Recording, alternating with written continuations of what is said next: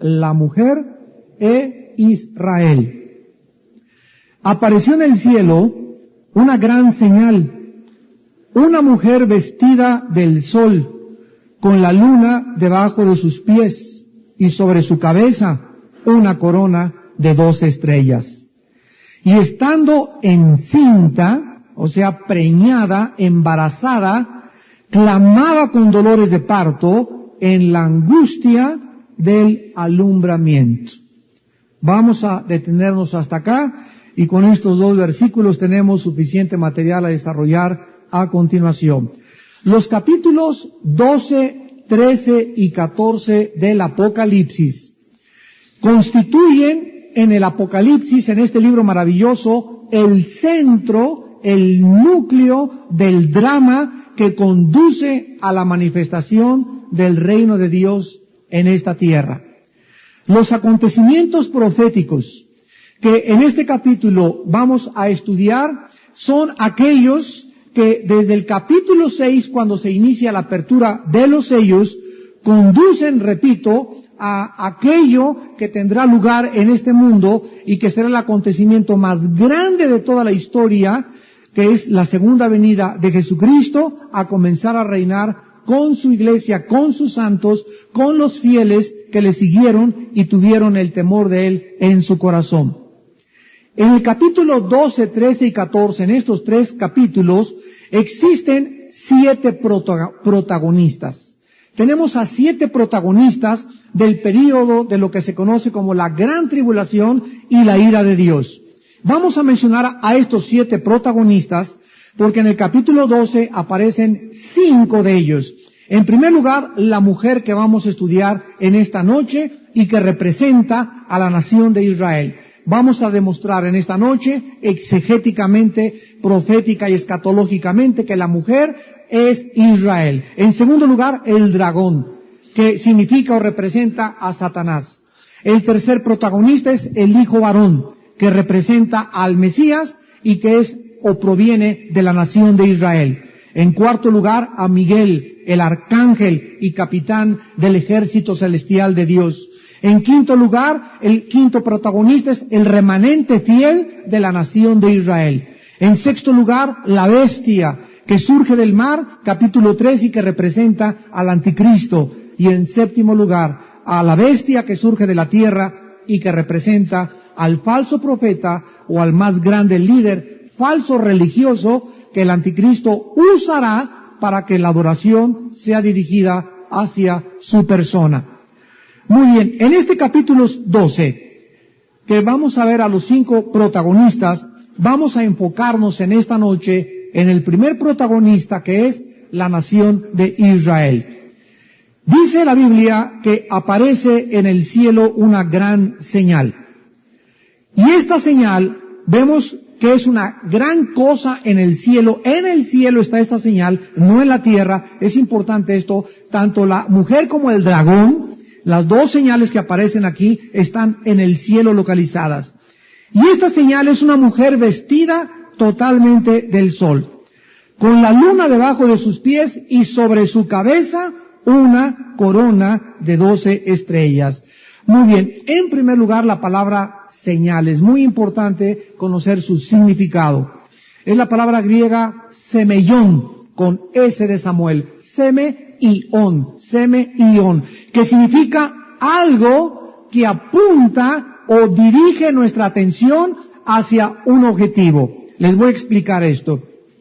Hace muchos años, yo me acuerdo cuando éramos, mi hermano Alejandro y yo, Boy Scouts, en Acapulco, íbamos nos llevaban a veces a parques o a lugares, y nos decía el jefe éramos novatos antes de llegar a brincar a Boy Scout, nos decía, les voy a dejar un camino trazado para ver quién llega de aquí a esa pared. Pero había muchos árboles y muchos lugares y muchas cosas, obstáculos, y entonces nos aprendían a seguir las señales. Entonces, por ejemplo, en cada árbol que teníamos que llegar, ponían una ramita que apuntaba hacia ese lugar, y si estaba quebrada y apuntaba para acá, el camino era para acá. Si la ramita estaba quebrada y apuntaba para allá, era para allá. Entonces, siguiendo las ramas y la forma como las quebraban y las apuntaban, era como aprendíamos a dejar un rastro detrás de nosotros para que nos siguieran. Entonces, cada una de estas cosas, señales, nos dirigía hacia otro punto, y hacia otro punto, y hacia otro punto. O sea, las señales apuntan hacia algo. Cuando Cristo hizo milagros, la Biblia dice que eran maravillas, eran milagros y eran señales. Y estas señales apuntaban hacia que ese hombre que estaba haciendo esos milagros, las profecías del Antiguo Testamento corroboraban o certificaban de que ese hombre era el Mesías. Cuando los apóstoles comenzaron a hacer señales y milagros maravillosos, eran para que apuntaran y la gente viera que esos hombres eran los ungidos de Dios, los apóstoles y aquellos que había Dios capacitado o habilitado con el Espíritu Santo para hacer este tipo de milagros. Muy bien, la Biblia nos enseña que las señales están estrechamente ligadas y relacionadas con la nación de Israel. Vamos a ver en Génesis 17, versículo 11, que cuando Dios le da a Israel, a través de Abraham, el pacto de la circuncisión era una señal. Génesis 17:11, circuncidaréis pues la carne de vuestro prepucio y será por señal del pacto entre mí y nosotros. O sea, los judíos varones tenían que traer una marca distintiva en su cuerpo, en su carne, para que esa marca distintiva fuera ¿qué cosa?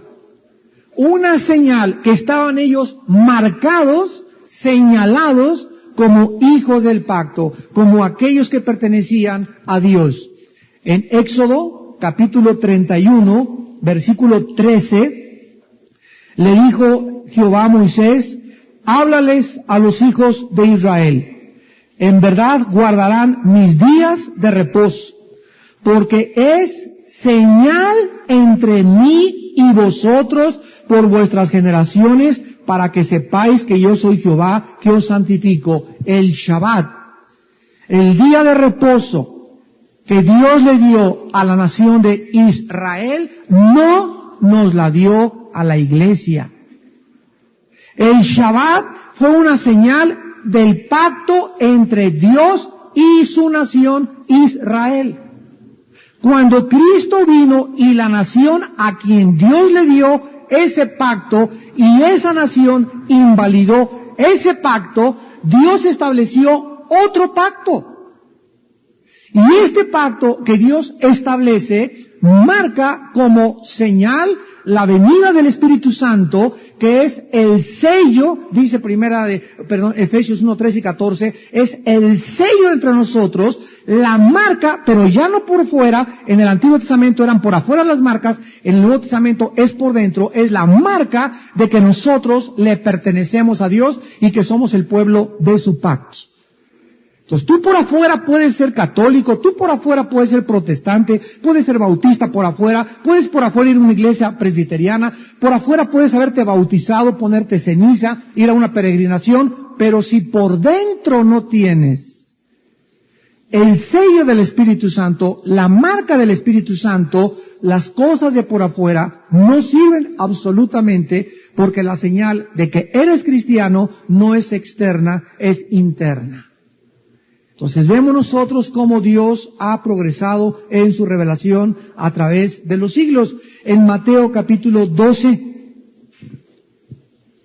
versículo 38 al 39, esta es la razón por la cual los fariseos, los líderes religiosos, cuando vieron a Jesucristo, le dijeron, respondiendo los escribas y los fariseos, Maestro, deseamos ver de ti, ¿qué cosa? Señal.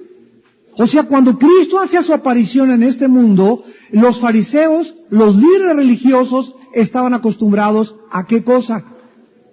A que todo se les demostrara con alguna señal, con algo que apuntara que Él era el Mesías. Y vean la respuesta de Jesucristo. Él respondió y les dijo, la generación mala y adúltera demanda señal. Pero señal no le será dada, sino la señal del profeta Jonás.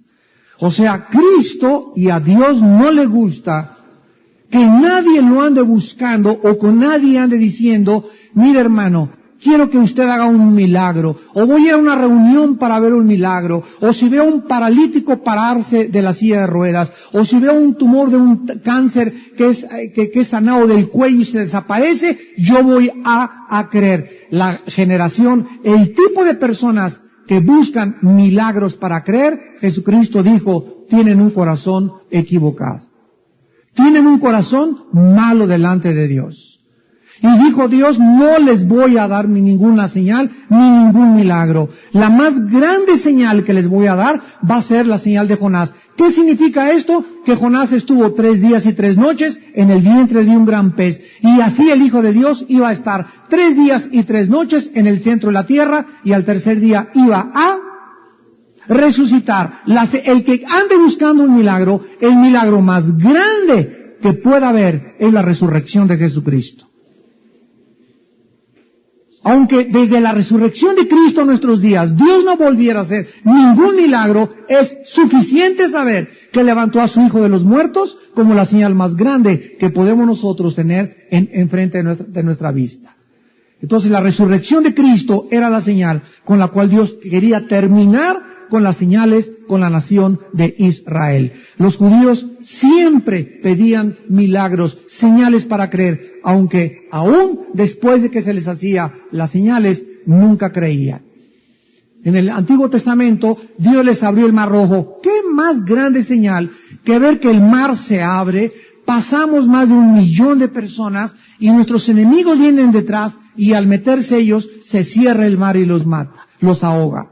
¿Qué más grande señal que estar en un desierto donde no hay frutsis, no hay carnicería, no hay zapatería, no hay tintorería, no hay pozos de agua, no hay lavabos, no hay regaderas, no hay donde cambiarme ropa, no hay absolutamente nada, y donde tengo que depender 100% de Dios, y Dios me manda del cielo maná, manda faisanes, mis zapatos nunca se acaban, mi ropa no me la tengo que cambiar? ¿Queremos más señales de que algo opera sobrenaturalmente sobre nuestras vidas?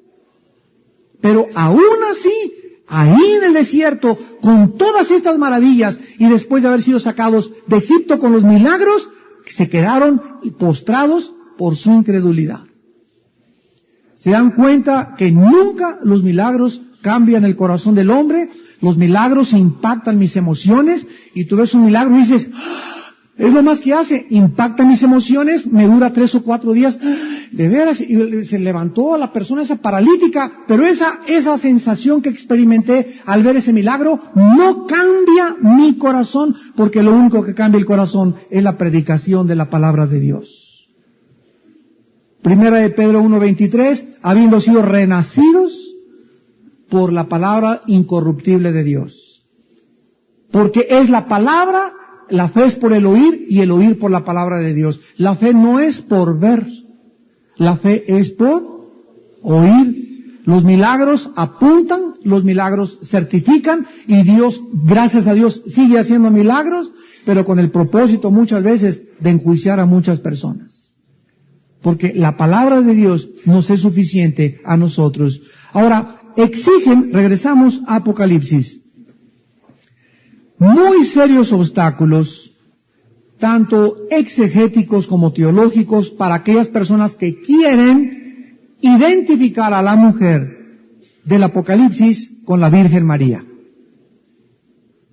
No sé cuántos de ustedes han visto una imagen de la Virgen de Guadalupe que tiene la luna debajo de sus pies, el niño debajo de sus pies, 2 cuernos a los lados y estrellas arriba de su cabeza. Esta imagen la sacaron de Apocalipsis 2. Y cuando alguna persona insiste en que esta mujer es la Virgen María, vamos a ver nosotros las razones bíblicas por las cuales es imposible que sea la Virgen María. Número uno, esta mujer del Apocalipsis es descrita como una señal, es decir, es un símbolo. Está representando a algo. En segundo lugar, María, Mateo 2 del 1 al 15, huyó a Egipto. Esta mujer huye al desierto, Apocalipsis 12:6, y la mujer huyó al desierto donde tiene lugar preparado por Dios para que la sustenten 1260 días, o sea 3 años y medio. En tercer lugar, María huyó con el niño Jesús y con José a Egipto. Esta mujer de Apocalipsis huye sola. Número 4, María huyó para proteger al niño Jesús, y esta mujer huirá tratando de salvarse ella misma. Apocalipsis 12, versículo 13, y cuando vio el dragón que había sido arrojado a la tierra, persiguió a la mujer que había dado a luz al hijo varón, y se le dieron a la mujer las 2 alas de la gran águila para que volase de delante de la serpiente al desierto, donde es sustentada, otra vez se repite, tiempo y tiempos, y la mujer del tiempo. Número 5, María nunca experimentó una inundación detrás de ella. Satanás tratará de ahogar a esta mujer de Apocalipsis 12:15. Y la serpiente arrojó de su boca tras la mujer agua como un río. María nunca, jamás tuvo una amenaza de ninguna inundación. Y aquí Satanás va a tratar de ahogar a este pueblo, ¿verdad? Como lo vamos a ver más adelante, para que fuera arrastrada por el río. Estos factores exegéticos descalifican totalmente a la Virgen María como la mujer de este capítulo. En segundo lugar, hay otras personas que han dicho que esta mujer representa a la iglesia cristiana. Y el problema con esta tesis es que la iglesia cristiana fue inaugurada por Dios en el día de Pentecostés, sobre la base de la muerte y la resurrección de Jesucristo y el derramamiento del Espíritu Santo. En este sentido podría decirse que fue Cristo quien dio luz a la iglesia, no la iglesia dio luz a Cristo. Entonces, esta mujer tampoco puede ser la iglesia cristiana, porque la iglesia cristiana no dio luz a Cristo. Repito, Cristo nos dio luz a nosotros, y no la iglesia, al contrario. Cuando Cristo murió en la cruz del Calvario, salió de su costado agua y sangre. ¿Se acuerdan de dónde sacó Dios a Eva? Del costado de Adán, que es la esposa de Adán. Nosotros nos vamos a convertir en la esposa, ¿verdad?, de Jesucristo, como lo vamos a ver más adelante. Y así como Dios le sacó a Adán de su costado, Dios nos sacó a nosotros, a la iglesia, del agua, de la palabra y de la sangre de la vida de Jesucristo. Ahí nació la iglesia de la muerte de Jesucristo. En tercer lugar, hay muchas personas que también dicen que tampoco es todo el pueblo de Dios, sino que es el pueblo de Dios del Antiguo Testamento y del Nuevo Testamento. Esta teoría enseña que la mujer simboliza al pueblo de Israel y también a la iglesia del Nuevo Testamento.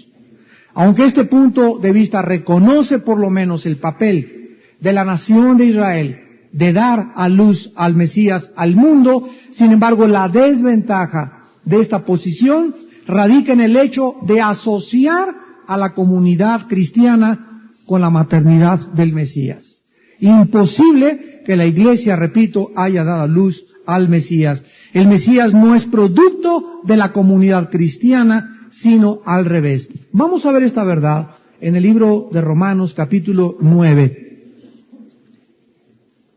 versículos del 3 al 5.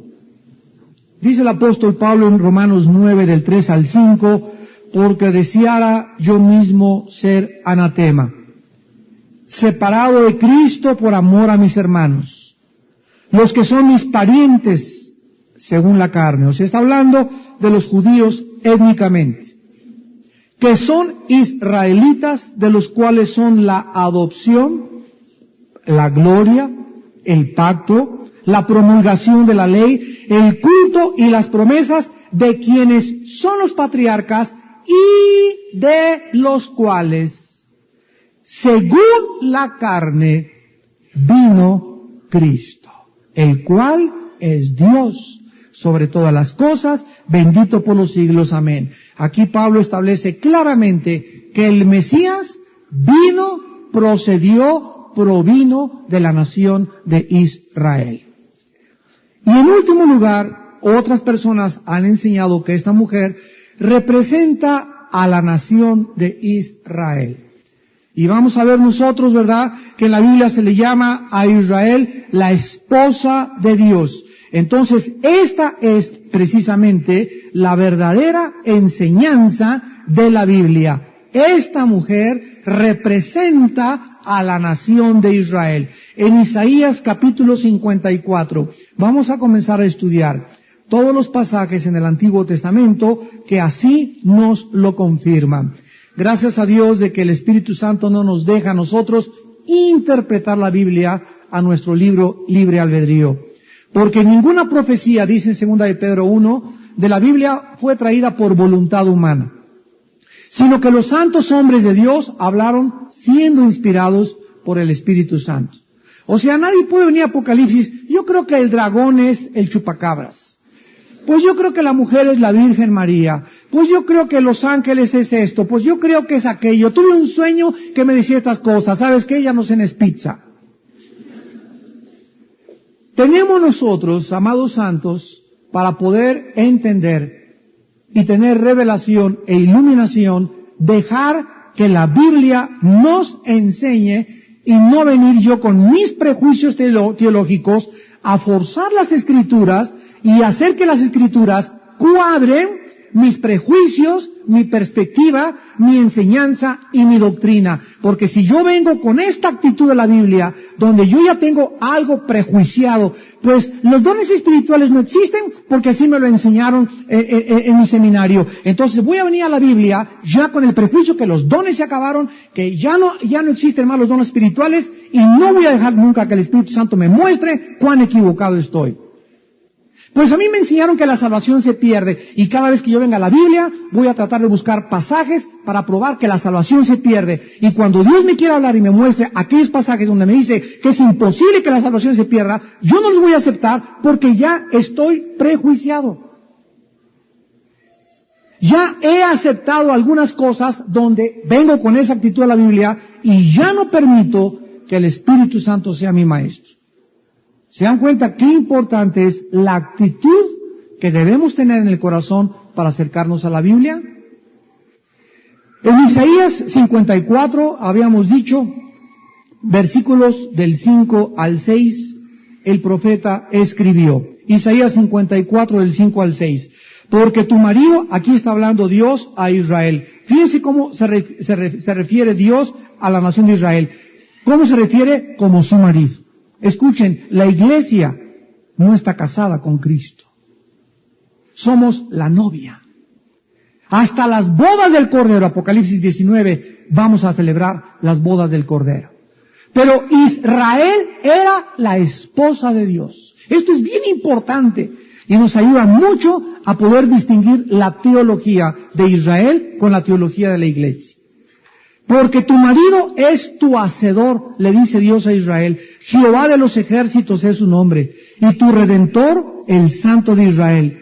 Dios de toda la tierra será llamado, porque como a mujer abandonada y triste de espíritu te llamó Jehová. Y como a la esposa de la juventud que es repudiada, dijo el Dios tuyo. Aquí Dios le recuerda a Israel que la recogió cuando ella había sido repudiada de las naciones, que tuvo misericordia de ella como un marido tiene misericordia cuando la esposa lo abandona y el marido va por la mujer y le dice, aunque me hayas dejado, vengo a que regreses conmigo.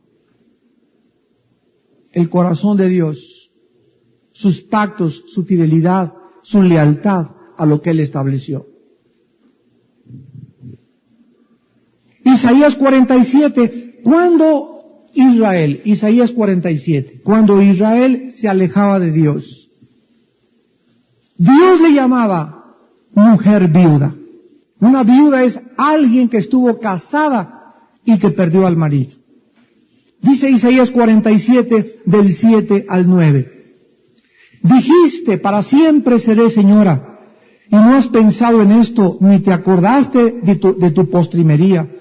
Oye pues ahora esto, mujer voluptuosa, tú que estás sentada confiadamente, tú que dices en tu corazón, yo soy y fuera de mí no hay más, no quedaré viuda ni conoceré orfandad. Y cuando Israel se iba detrás de otras naciones y detrás de otros dioses, y Israel se sumergía en la idolatría, Dios le llamaba mujer prostituta. Jeremías capítulo 3, después de Isaías sigue Jeremías capítulo 3 del 1 al 3. Dicen, si alguno dejare a su mujer y yéndose ésta de él se juntare a otro hombre, ¿volverá a ella más? O sea, Dios está diciendo, si tú sabes que tu esposa se va con otro hombre, ¿cuántos hombres dirían, volveré con ella? Muy pocos realmente. ¿No será tal tierra del todo amancillada? Tú pues has fornicado con muchos amigos, mas vuélvete a mí, dice Jehová. Alza tus ojos a las alturas y ve en qué lugar no te hayas prostituido. Junto a los caminos te sentabas para ellos como árabe en el desierto, y con tus fornicaciones y con tu maldad has contaminado la tierra. Por esta causa las aguas han sido detenidas y faltó la lluvia tardía, y has tenido frente de ramera y no quisiste tener vergüenza. Qué palabras tan directas y tan severas, ¿verdad? Vean ustedes que en el Antiguo Testamento, irse tras otros dioses, o cuando Israel hacía pacto con Egipto, o hacía pacto con los asirios, y no confiaba en su Dios, Dios equiparaba. Para Dios era exactamente igual el pacto de Israel con otras naciones, como lo es una mujer que está casada y que se va y se acuesta con otro hombre que no es su esposo. Se le llama fornicación en el Antiguo Testamento espiritual, en el Nuevo Testamento es fornicación física. ¿Qué dice Santiago 4 en el Nuevo Testamento? Oh almas adúlteras, ¿no sabéis que la amistad con el mundo es enemistad contra Dios? ¿Cómo se les llama a los cristianos? Que comienzan a hacer alianzas, asociaciones, con otras denominaciones, con otras religiones, con otros grupos disque interreligiosos. Cuando el cristiano comienza a venderse o a prostituirse, se le llama prostituta, se le llama has fornicado, igual que lo haría en un matrimonio un hombre que abandona a su mujer. Vemos cómo Dios, al usar este lenguaje, considera la unión con nosotros. Y dice en Santiago 4, ¿o no sabéis que el Espíritu os anhela celosamente? Celosamente. En el matrimonio hay celos que son buenos y hay celos que son malos. Los celos que son malos es, ¿con quién andas? ¿Dónde fuiste? ¿A qué hora te regresaste? Etcétera, etcétera. Y es la persona que desconfía de su esposa, ¿verdad? Esos son los celos enfermos, los celos obsesivos. No debe existir eso, menos en el noviazgo, ¿verdad? Si ella anda coqueteando, pues déjala que se vaya de una vez con el otro para que ande detrás de ella. Esto te demuestra que no es para ti. La muchacha que sea para ti, joven que me escuchas, no va a andar coqueteando con nadie. ¿Por qué? Porque es para ti. Y la mujer que Dios tiene para ti va a ser leal para toda tu vida. Si ahorita te coquetea y son novios, imagínate cuando venga el lechero. Burro. ¿Y cuáles son los celos buenos? Oye, mi amor, me dice mi esposa, voy a la panadería en la noche, mira mi amor, esa calle donde vas a ir está muy oscura, te voy a acompañar para que vayas mejor protegida. Esos son los celos buenos. No la acompaño por eso que desconfío, la acompaño porque la celo para poder protegerla. Oye, mi amor, me dice mi esposa, fíjate que ese cuate, ¿verdad? Como que me miró así con mirada gacha, ¿verdad? Y en ese momento, ¿verdad? Yo voy a tomar partido en ese momento y son los celos buenos, donde voy a tratar, ¿verdad?, de esa persona, ¿verdad?, hablar con ella, ¿verdad?, o tumbarle los dientes. Entonces, Dios nos anhela celosamente. Dios sabe que cuando un hijo suyo comienza a salirse del camino, es lo que significa, mi espíritu os anhela celosamente. Cuando Dios ve a un hijo suyo, a una hija suya que se sale del camino, esto es lo que significa. Dios sabe que cualquier hijo o hija suya que se sale del camino de la santidad va a sufrir. Porque la única protección que tenemos es caminando en la santidad, en el temor de Dios. Entonces, esto es lo que significa que Dios nos anhela celosamente. Entonces, la más grande prueba de amor, de que Dios me ama, es que me disciplina. La más grande prueba que tú puedas tener de amor, de que Dios te ama, es que si tú te apartas, te disciplina. Hebreos 2. Y azota al que recibe por hijo. Entonces, si alguno de ustedes que me escuche está bajo la disciplina de Dios, gócese y alégrese, porque es una evidencia del amor de Dios. Vemos pues que Israel es la única compañía de gente en la Biblia, porque en la Biblia hay 3 compañías de gente, que son Israel, los gentiles y la iglesia nada más. Hay 3 compañías de gente en la Biblia, Israel, los gentiles y la iglesia, e Israel es la única compañía de Dios que se le llama mujer casada. Ahora, regresamos a Apocalipsis y vemos que esta mujer, con algunas características, vestida del sol con la luna debajo de sus pies y sobre su cabeza una corona de 12 estrellas.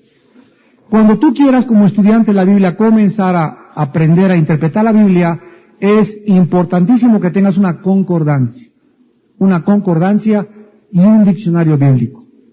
Todo estudiante de la Biblia necesita como herramientas una concordancia y un diccionario bíblico. Las concordancias que vienen atrás de todas las Biblias, la mayor parte de las Biblias, son muy superficiales y no cubren un gran espectro de palabras. Entonces, cómprate una buena concordancia ahí en la librería cristiana, donde tú quieras, un diccionario bíblico, para que la tengas siempre. Entonces, llegas a la Biblia y estás en la mañana con tu devocional y encuentras la palabra, luna, cabeza. Búscate la concordancia y ahí te dice todos los versículos de la Biblia donde aparece luna, donde aparece estrellas, donde aparece sol. Y cuando comienzas a hacer tu estudio, comienzas a unir y a juntar las piezas de tu rompecabezas y te conviertes en un estudiante diligente de las Sagradas Escrituras.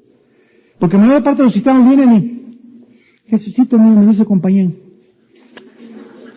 yo tuve mi devocional 15 minutos, no estudiaron, no escribieron, no tienen anotaciones en su Biblia. Yo le pido a los cristianos, préstame tu Biblia. Todos los cristianos que tienen la Biblia, apuntes por acá y por allá, y le quitaron acá, y palabras en griego, y palabras en hebreo, son cristianos que verdaderamente la tienen subrayada, y le ponen por aquí anotaciones, y le meten páginas, etcétera, etcétera. Son estudiantes que el Espíritu Santo va a bendecir.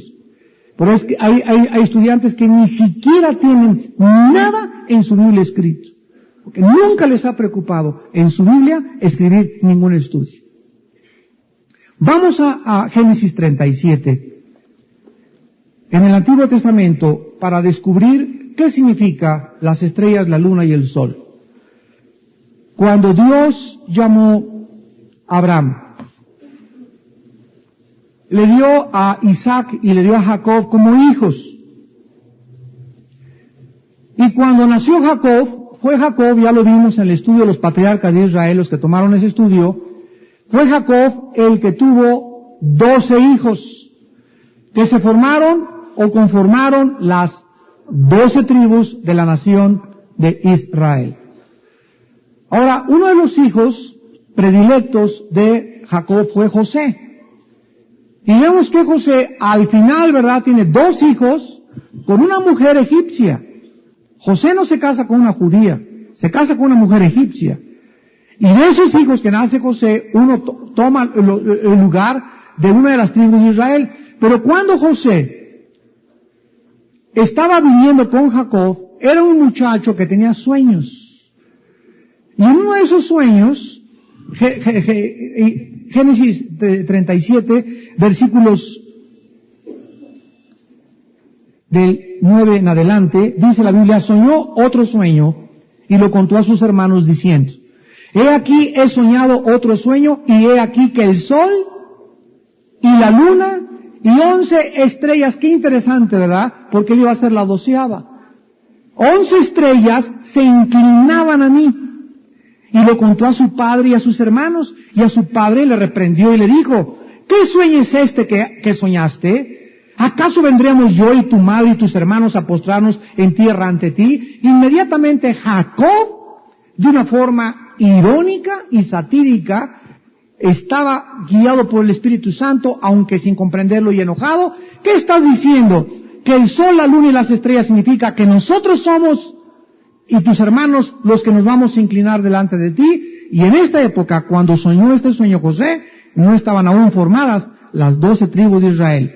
Ahora vayamos a Génesis 50 y veamos cómo se cumplió este sueño cuando los hermanos llegan a postrarse, tal como lo profetizó irónicamente Jacob a su hijo José.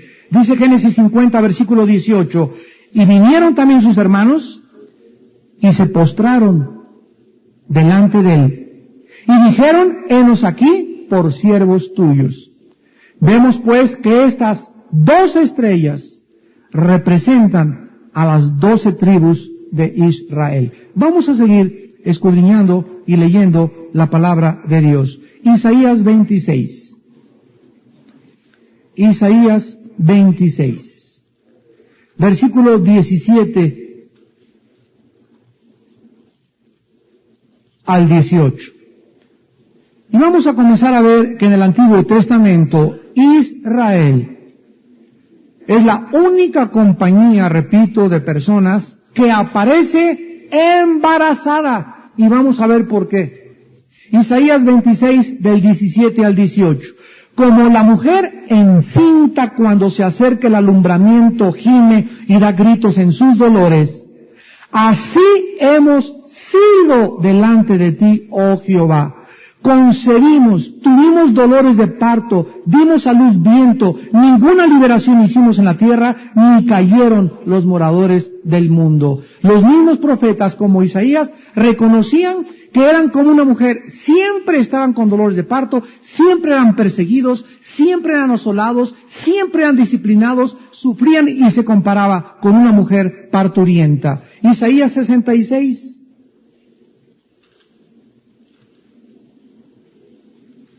Versículo 7.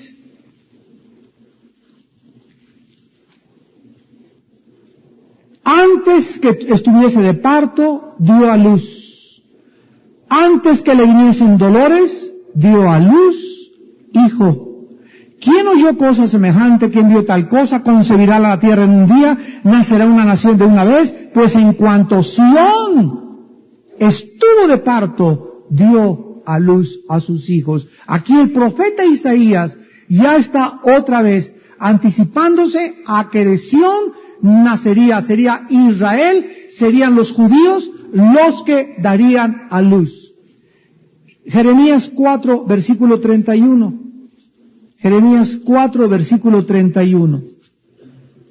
Porque oí una voz como de mujer que está de parto, angustia como de primeriza, voz de la hija de Sión que lamenta y extiende sus manos diciendo, ¡ay ahora de mí, que mi alma desmaya a causa de los asesinos! Miqueas capítulo 4. Miqueas capítulo 4, versículo 10. Ahora, ¿por qué gritas tanto? No hay rey en ti, pereció tu consejero que te ha tomado dolor como de mujer de parto. Capítulo 5 del 2 al 3, pero tú, Belén Éfrata, pequeña para estar en las familias de Judá, de ti me saldrá el que será Señor en Israel, y sus salidas son desde el principio, desde los días de la eternidad. Pero los dejará hasta el tiempo que dé a luz, la que ha de dar a luz, y el resto de sus hermanos se volverá con los hijos de Israel. Aquí claramente está hablando de que Belén, ¿verdad?, una aldea judía, vendría el Mesías y que sería Israel la que diera luz al hijo varón que regirá a las naciones con vara de hierro. Ahora, cuando Dios en el huerto del Edén le habló a Satanás, le dijo, la semilla de la mujer,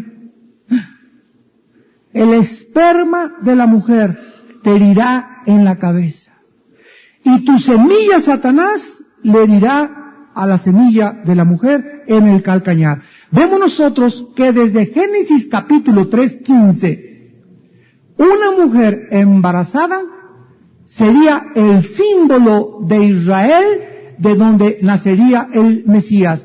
Cuando Cristo se dice en Gálatas que es la simiente de la mujer de Génesis capítulo 3, versículo 15, nos damos cuenta que esa semilla, ese esperma, fue el que Dios le puso a la Virgen María en su vientre. Y en Juan capítulo 4, versículo 22, Jesucristo dijo, la salvación viene de los judíos. Entonces vemos claramente que la Biblia nos enseña que Israel había sido la esposa embarazada desde Génesis 3:15, que portaría a través de todo el Antiguo Testamento su embarazo. Y hasta que Cristo nació de la nación de Israel a través de la Virgen María, es cuando se cumplía la profecía de que Sión daría a luz un hijo. Y Cristo dijo, la salvación viene de los judíos. Esto es muy importante, porque esta es la razón de la persecución contra los judíos durante toda la historia humana. ¿Por qué el diablo ha perseguido a los judíos? Fueron expulsados de España, fueron expulsados de Italia, fueron perseguidos durante la Inquisición, fueron masacrados durante las cruzadas, fueron asesinados en Inglaterra, fueron sacados de Centro y de Sudamérica, han sido expulsados de todas las naciones hasta 1948, que siguen siendo perseguidos. Es la única nación, la única civilización en toda la historia del mundo que ha sido perseguida. ¿Por qué el diablo le puso a Hitler perseguir a los judíos cuando los judíos no eran una nación en tiempos de Hitler? Hitler tenía guerra con José Stalin en Rusia, tenía guerra contra Winston Churchill en Inglaterra, tenía guerra contra el presidente Roosevelt allá en Estados Unidos, no tenía guerra contra los judíos, no había una nación judía en Europa. Y Hitler vuelca todo su odio y su rabia contra un grupo étnico de personas llamados los judíos, y los historiadores y los sociólogos no han podido descifrar de dónde Hitler sacó este odio acérrimo, odio jarocho, se podría decir también en México, en contra de este grupo étnico llamado los judíos. La Biblia nos dice por qué, porque ellos son los que dieron a luz al Mesías. Y vamos a volverlo a leer otra vez en Romanos capítulo 9, para que ya no nos quede la menor duda. Versículo 4, que son israelitas, de los cuales son la adopción, la gloria, el pacto, la promulgación de la ley, el culto y las promesas, de quienes son los patriarcas y de los cuales, según la carne, de los patriarcas, desde los judíos, vino Cristo. Dice la Biblia en Apocalipsis 12, versículo 2, y estando encinta, clamaba con dolores de parto en la angustia del alumbramiento. Vamos a ver ahora en enero que reanudemos las clases, cómo el diablo a través de toda la historia ha estado acechando a Israel. Así por eso atacó a través de el faraón de Egipto para que no naciera Moisés. Cuando Cristo iba a nacer, le puso a Herodes matar a todos los niños, igual que en los tiempos de Egipto con Moisés, en Éxodo 1, capítulo 2, matar a los niños para que no naciera el Mesías. Satanás es el dragón, como lo vamos a mostrar también, que ha estado en la historia acechando, impidiendo a que el Mesías pudiera nacer. Y cuando supo que el Mesías iba a nacer y que iba a ser el Cristo, planeó crucificarlo, se metió en Judas para que Judas lo traicionara. Y cuando Cristo estaba en la cruz, estaba una gran festividad, una kermés espiritual. Estaban todos los diablos, los demonios, los potestados, las autoridades espirituales de Satanás al lado de la cruz. Alabín, ganamos, ganó el Toluca, etcétera, etcétera.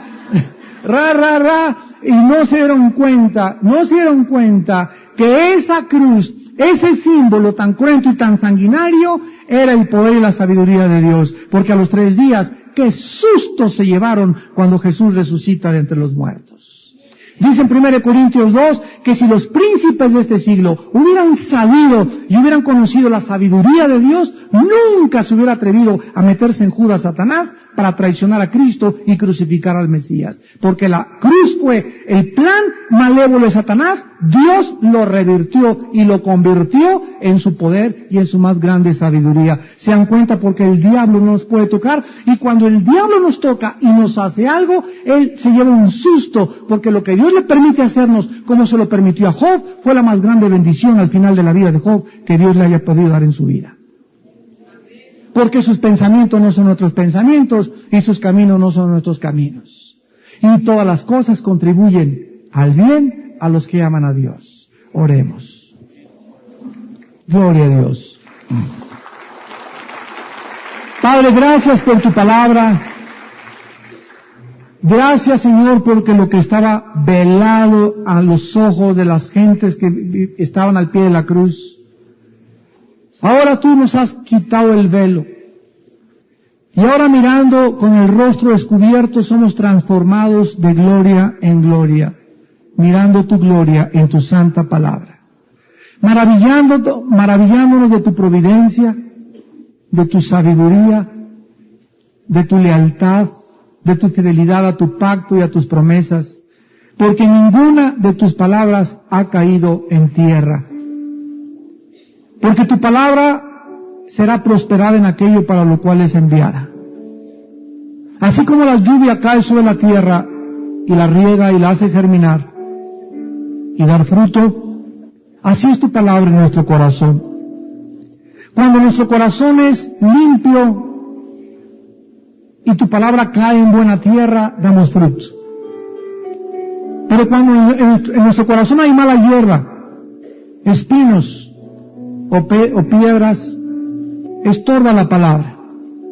Y estas piedras y estos espinos son prejuicios teológicos, religiosos, tradicionales. Puede ser el pecado, puede ser una pureza que no es verdaderamente limpia delante de ti. Y todas estas cosas nos estorban para entender tu plan.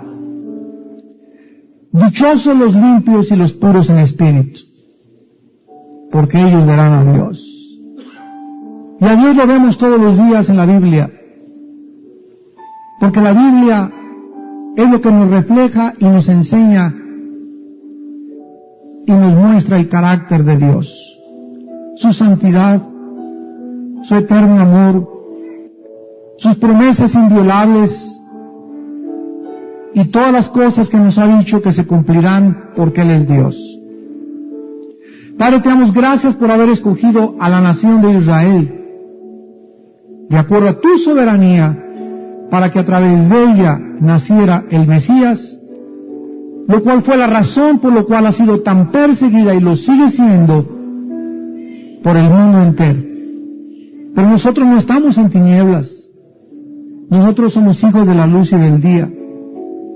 Y tú quieres que nosotros comprendamos las cosas que pasan, no a la luz de los periódicos, ni de la opinión de los escritores, ni de los comentaristas de los medios de comunicación, sino que normemos nuestro criterio con la Biblia. Que transformemos nuestra mente, nuestros pensamientos y nuestra filosofía con tu palabra, para que podamos tener verdaderamente la mente de Cristo. Padre, aprovechamos en esta noche para orar por la paz de Jerusalén, para orar por el pueblo de Israel que no has terminado con él.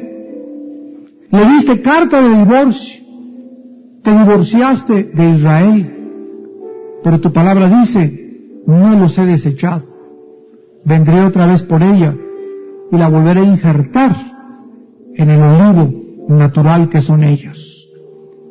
Padre, te damos gracias porque aún con ellos nos muestras tu fidelidad, tu pacto que hiciste con Abraham, con David, con Moisés en el monte Sinaí, nunca lo desecharás.